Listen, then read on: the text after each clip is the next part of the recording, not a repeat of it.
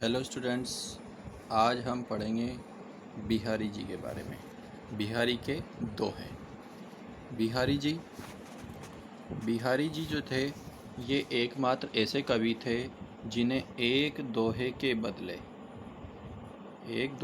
बदले सोने की मुहर दी जाती थी। सोने की मुहर दी जाती थी। एकमात्र कवि थे जिन्हें एक दोहे के बदले सोने की मुहर दी जाती थी। इसके लिए एक कथा मैं आपको बताना चाहता हूँ। बिहारी जी जो हैं, ये हमारे राजस्थान के प्रसिद्ध जो राजा रहे हैं, मिर्ज़ा राजा जयसिंह, उनके दरबारी कवि थे। मिर्ज़ा राजा जयसिंह जो है, अपने राज दरबार को छोड़ करके उनका ध्यान कम था। वो वासना पूर्ति में, अन्य कार्यों में अपना मन लगाया करते थे। तो उन्हें अपने राजपाट वापस दिलाने के लिए, उन्हें सजग करने के लिए उन्होंने एक दोहा जो है उन्हें प्रस्तुत किया। वो दोहा था, नहीं विकास नहीं मधुर विदु, नहीं विकास यही काली, अली कलीसो बंदियो आगे कौन हवाली। तो इस दोहे को पढ़ करके जो उनके नेत्र खुल गए, उनकी आंखें खुल गई और उन्होंने वापस से राजपाट में ध्यान देना शुरू कर दिया। इस दोहे को सुन करके उन्हें जो है अच्छा लगा। तो उन्होंने कहा, अगर बिहारी जी, अगर तुम ऐसे ही दोहे और बना लाओ तो मैं तुम्हें एक दोहे के बदले सोने की अशर्फी दूंगा। तो उन्होंने जो है कहा कि आप ऐसे दोहे बनाकर ले आए। यही बात बिहारी ने अपने घर जाकर अपनी पत्नी को बतलाई। उनकी पत्नी भी विदुषी थी, अर्थात ज्ञानी थी, है ना, उन्हें भी ज्ञान था। तो उन्होंने कहा ठीक है। तो उनकी पत्नी ने कहा ठीक है, आप दोहे बनाइए और मैं आपकी मदद करूँगी। तो कहा जाता है बिहारी जी ने 1200 दोहे बनाए। उन 1200 दोहों में से 713 दोहे उनकी पत्नी ने चुन करके एक ग्रंथ तैयार किया। उस ग्रंथ के अंतर्गत जो है उन्होंने उस ग्रंथ को जो है मिर्ज़ा राजा जयसिंह के पास ले जाकर बोला कि ये लीजिए महोदय, आपके कहे अनुसार मैंने दोहों की रचना की। तो कुछ जो है उस समय अन्य दरबारी व्यक्ति भी वहाँ थे। तो उन्होंने उनसे कहा, अरे बिहारी जी, आप तो जो है धन के लालच में, आप सोने की मोहर के लालच में आपने इतने सारे दोहों की रचना की, जो ये तो व्यर्थ है, बेकार है। तो इससे बिहारी जी को रोष यानी क्रोध प्रकट हो गया और उन्होंने कहा ठीक है, अगर ये खराब है तो मैं इन्हें ठाकुर जी के चरणों में रख देता हूँ। प्रातःकाल अगर जो है आप देख लीजिएगा, अगर ये खराब होंगी, व्यर्थ होंगी तो खुद ही खराब हो जाएंगी, ठीक है। तो और ये कहकर वो ठाकुर जी के चरणों में रखकर चले गए और वहाँ से राज्य छोड़कर चले गए। कहा जाता है प्रातःकाल जब राजा ने इसे वापस देखा तो बिल्कुल और अच्छी जो है ये बनी हुई थी उस रचना को। तो इन्होंने जो है बिहारी जी को ढूंढवाया और बिहारी जी को जो है सोने की मोहरें दी और उन्हें वही वैभव वापस से लौटाया। तो बिहारी जी के लिए कहा जाता है कि बिहारी जी की जो दोहे हैं वो रस से भरी पिचकारी है। किससे भरी पिचकारी है? रस से भरी, अर्थात उन्होंने छोटों में अपने आप को जो है गागर में सागर भरने के समान बतलाया है, ठीक है। इसलिए बिहारी की सतसैया कहा जाता है। इन्होंने यहाँ 700 दोहे लिखे हुए हैं, तो आपको फिक्स याद रखना है 713 दोहे इन्होंने उस रचना के अंतर्गत बिहारी सतसई की रचना की है, ठीक है। चलो आगे चलते हैं हम। सबसे पहले देखते हैं बिहारी के दोहे।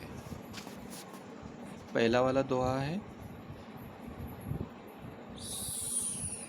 सोहत ओढ़े पीत पटु, सोहत ओढ़े पीत पटु, श्याम सलोने गात, मनो नीलमणि सैल पर अतपर्यो प्रभात।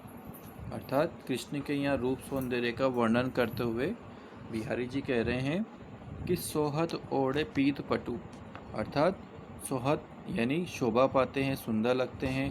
पीत पटु पीले वस्त्र, श्याम अर्थात सांवले शरीर पर, सलोने गात सुंदर लगते हैं।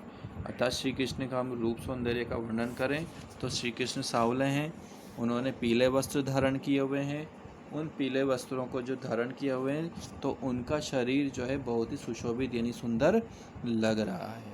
ये ठीक उसी प्रकार से लग रहा है जैसे मनो नीलमणि सेल पर, मानो जैसे नीलमणि, नीले मणियों से युक्त सेल, सेल यानी होता है पर्वत पर, आतपु यानी प्रकाश, पर्यो प्रभात।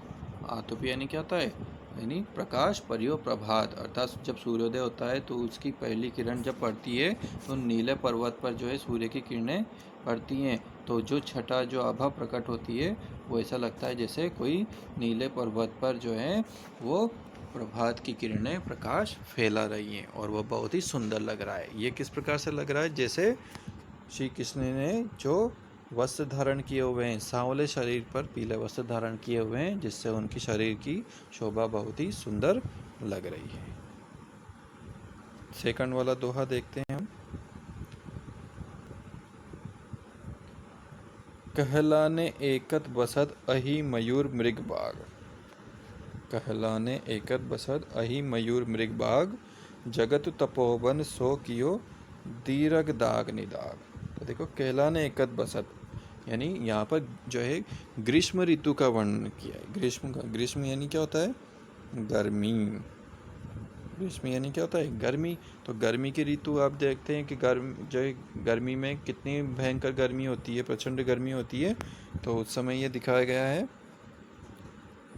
ठीक, कहलाने एकत बसत यानी कहने को तो जो है एकत बसत, एक ही जगह बस रहे हैं। कौन, अहि सांप, मयूर मोर, मृग हिरण, बाघ शेर, ये सभी एक जगह रह रहे हैं। क्यों रह रहे हैं, जगत तपोवन सो कियो, अर्थात पूरी दुनिया में, पूरे जगत में, जगत यानी पूरी दुनिया में, तपोवन तपस्या करने वाला स्थान, सो कियो किसने किया, दीरग दाग निदाग, अर्थात दीरग दाग निदाग का मतलब है प्रचंड भीषण गर्मी में, अर्थात ऐसी प्रचंड गर्मी जब होती है, जब ग्रीष्म ऋतु होती है तो दीरग दाग बहुत ही प्रचंड गर्मी होती है।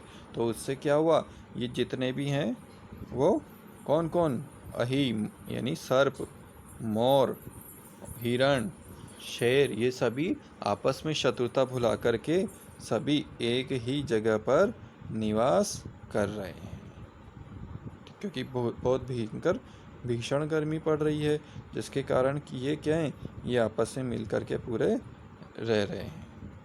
अगला है, बतरस लालच लाल की, बतरस लालच लाल की, मुरली धरी लुकाए, सोह करे बोहन हंसे देन कहे नटी जाए।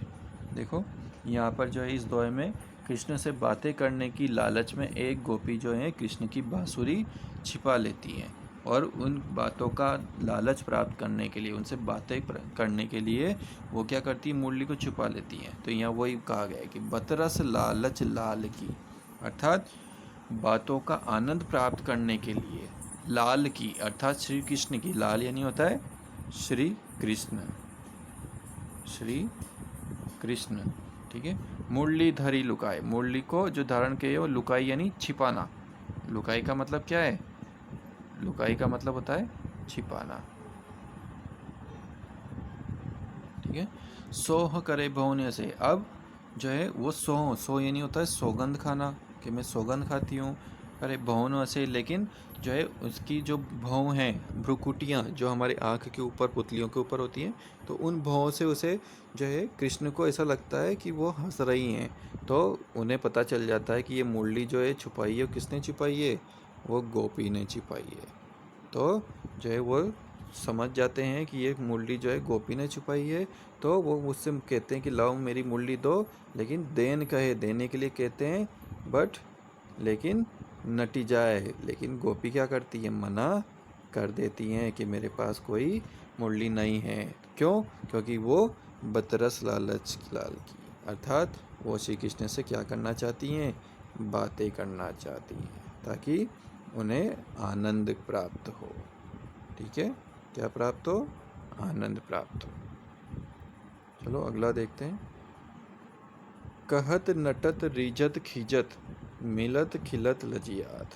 देखो, कहत कहना, नटत मना करना, रिजत मोहित होना, खिजत बनावटी गुस्सा होना, मिलत मिलना, खिलत खिलखिला उठना, खुश होना, प्रसन्न होना, लजियात शर्माना। भरे भवन में करत हैं, भरे भवन में मतलब सभी वहाँ पर विद्यमान में परिवार में, नैनन ही सब बात, नैननु यानी आंखों ही आंखों से इशारों के माध्यम से बात करते। कौन? एक नायक और एक नायिका। यहाँ पर जो है एक नायक और एक नायिका जो है परिवार के बीच में जो है बैठे हैं, थोड़ी दूरी पर बैठे हुए हैं, वो आपस में इतनी बातचीत नहीं कर सकते, तो वो क्या कर रहे हैं, वो आंखों ही आंखों से जो है बात कर रहे हैं। तो उसमें देखो नायक कहता है, नायक क्या करता है, नायक कहता है, तो नायिका नटती है, मना करती है। तो उसके मना करने पर नायक उस पर रीझता है, मोहित होता है उसका मन, तो नायिका वापस से खींचती है, यानी बनावटी गुस्सा प्रकट करती है। इसी बीच उनके दोनों के नेत्र मिल जाते हैं, जिससे उनके नेत्र मिल गए। तो नेत्र मिलने पर क्या है, दोनों के मुख पर प्रसन्नता आती है, उनका मन प्रसन्न हो जाता है। इसी बीच जो है ये बातें जब होती हैं तो नायिका का मन अर्थात वो शर्मा जाती हैं। तो भरे भवन में करते हैं, इसी प्रकार से वो दोनों आपस में नैनन ही सब बात, सभी बातें इशारे आंखों ही आंखों से कर रहे हैं। यहाँ पर संयोग श्रृंगार का वर्णन किया गया है। अगला देखते हैं हम। बैठी रही अति सघन वन, पेट सदन तनमा। देखो ये वापस से जो है ग्रीष्म ऋतु का वर्णन किया गया है, इसमें वापस से गर्मी वाली ऋतु का वर्णन किया गया है। बैठी रही अति सघन वन, पेट सदन तनमा, देख दोपहरी जेठ की चाहो चाहतियाँ। जेठ क्या होता है, देखो जेठ जो है ये हमारे हिंदू माह के अनुसार पूरे 12 माह के नाम होते हैं। चैत्र, बैसाख, ज्येष्ठ, आषाढ़, सावन, भादवा, आश्विन, कार्तिक, माघशीष, पौष, माघ और फागुन, फिर आपस से चैत्र। तो जो जेठ जो महीना आता है ये गर्मी में आता है, और वो भी कब, जून में। कब आता है, जून में आता है। ठीक है, तो आपसे पूछा जाए जेठ क्या है ये, तो ये जेठ जो है ये जून के में आने वाले महीने का नाम है हिंदू माह के अनुसार। ठीक है, जैसे हम हिंदू माह में जो होते हैं माह, जैसे जेठ, बैसाख, आषाढ़, सावन, अभी श्रावण चल रहा है ना, सावन बोलते हैं इसको। ऐसे ही मुस्लिम संप्रदाय में भी जो है माह होते हैं, रबीउल अव्वल, रबीउल सानी, रमज़ान का महीना होता है, शव्वाल का महीना होता है। तो इस प्रकार से क्या है कि अलग अलग धर्म में अलग अलग त्यौहार के रूप में अलग अलग महीनों के नाम होते हैं। तो ये जेठ जो है यहाँ पर ये महीनों का नाम है। ठीक है, तो यहाँ पर जो है भीषण गर्मी में यहाँ पर वर्णन किया गया है। क्या, देखो बैठी रही अति सघन वन, पूरे सघन वन यानी एक घना जंगल है, उसमें जो है धूप ऊपर से जब आ रही है तो वो इतना घना है कि नीचे छांव तक नहीं पहुंच पा रही है, तो इतनी गर्मी हो रही है कि पेट सदन तन माह, देख दोपहरी जेठ की छा चाहतियाँ। तो जब इतनी भीषण गर्मी होने पर जो छाँ जो पेड़ की होती है, उस पेड़ की छाँ जो होती है वो पेड़ की छाँव नीचे तक भी सिर्फ इतनी तक ही सिमट रही है, इससे बाहर कहीं भी छाँव नहीं हो रही है। अर्थात छाँव को भी क्या चाहिए, एक छाँव चाहिए। ठीक है, तो यहाँ पर यही कहा गया है कि जो एक पेड़ है उस पेड़ पर जो घन है, अर्थात उसकी छाँव भी इस प्रकार से नीचे बन रही है, वो छाँव भी क्या है, उस तने से बिल्कुल इतनी चिपक रही है कि मैं बस इस छाँव के नीचे ही छाँव रहूं, कहीं बाहर और अन्य जगह पर छाँव नहीं रहूं। इतनी भीषण गर्मी जो पड़ रही है, भयंकर सूरज हो रहा है। ठीक है, अगला चलते हैं। कागज पर लिखत न बनत, कहत संदेशु लजात। कागज पर लिखत न बनत, कहत संदेशु लजात, कही है सबू तेरो हियो मेरे हिये की बात। वापस से यहाँ पर देखो एक नायक और एक नायिका दोनों के बीच में बातचीत हो रही है। एक नायक और एक नायिका जो है दोनों के बीच में बातचीत हो रही है। तो नायिका कह रही है ना, कौन कह रहा है, नायिका कह रही है। नायिका क्या कह रही है कि कागज पर लिखत न बनत, मुझे कागज पर जो है वो लिखा नहीं जा रहा है। क्या नहीं लिखा जा रहा है, कागज पर लिखत न बनत, मेरे मन की बात मुझे कागज पर नहीं लिखा जा रहा है। और कहत संदेशु लजात, कहत संदेश लेता और कहने में भी मुझे क्या है, मुझे शर्म महसूस हो रही है, लज्जा महसूस हो रही है। ठीक है, मेरे मन की बात मुझे ना तो कागज़ पर लिखाया जा रहा है और ना ही संदेशु लजात, और मुझे जो है तुम्हें कहकर बताने में शर्म आ रही है। इसलिए कही हो सबू तेरो हियो, अर्थात अगर तू वाकई में जो है सच्चा प्रेम मुझसे करता है तो कही हो सब तेरो है, तो तेरे ही है, अर्थात मेरे मन की बात भी तेरे हृदय को अपने आप पता चल जाएगी। क्योंकि अगर तू सच्चा प्रेम करता है तो मेरे मन में क्या है, मेरे मन में कौन सी बात है, वो तेरे मन को अपना भी पता चल जाएगी। मेरे ही की बात जो है वो तेरे ही को चल जाएगी। तो मेरे मन में क्या है वो तेरे हृदय को अपने आप पता चल जाएगा। अगला है प्रगट भय दिज राजकुल सुबस बसे ब्रज आई, मेरो हरो कलेश सब केशव केशवराई। तो यहाँ पर देखो, यहाँ पर केशव जी के लिए कहा गया है, कृष्ण जी के लिए, कि प्रगट भय दिज राजकुल। दिज राज का मतलब होता है चंद्रवंश, सूर्यवंश होता है, चंद्रवंश होता है। तो इनका जन्म चंद्रवंश में हुआ था, तो आप चंद्रवंश कुल में जन्म हुए, प्रकट हुए। ठीक है।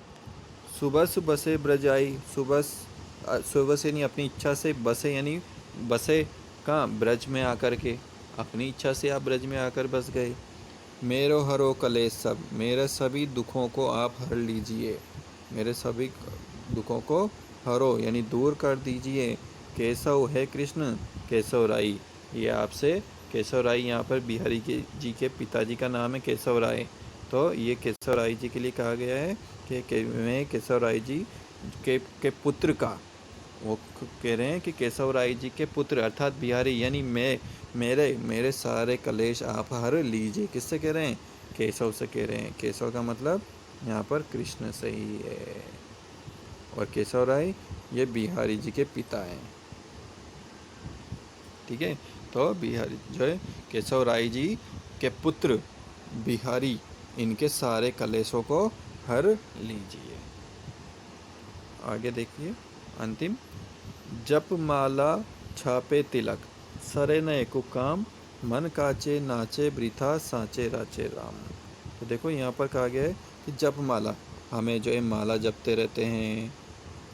ठीक है, माला हम जपते रहते हैं। छापे तिलक, जो है तिलक लगाते रहते हैं। ठीक है, छापे तिलक लगा के जो है हम करते रहते हैं अलख निरंजन। सरे न एको काम हो, लेकिन इससे कोई भी काम बनने वाला नहीं है। मन काचे नाचे वृथा, मन अगर हमारा कच्चा है, अर्थात कोई छापे तिलक लगाना, माला फेरना, ठीक है, इस प्रकार के अगर हम बाहरी दिखावा करते हैं, इस प्रकार का हम कोई बाहरी दिखावा करते हैं, तो इससे हमारा मन क्या होगा, कच्चा हो जाएगा।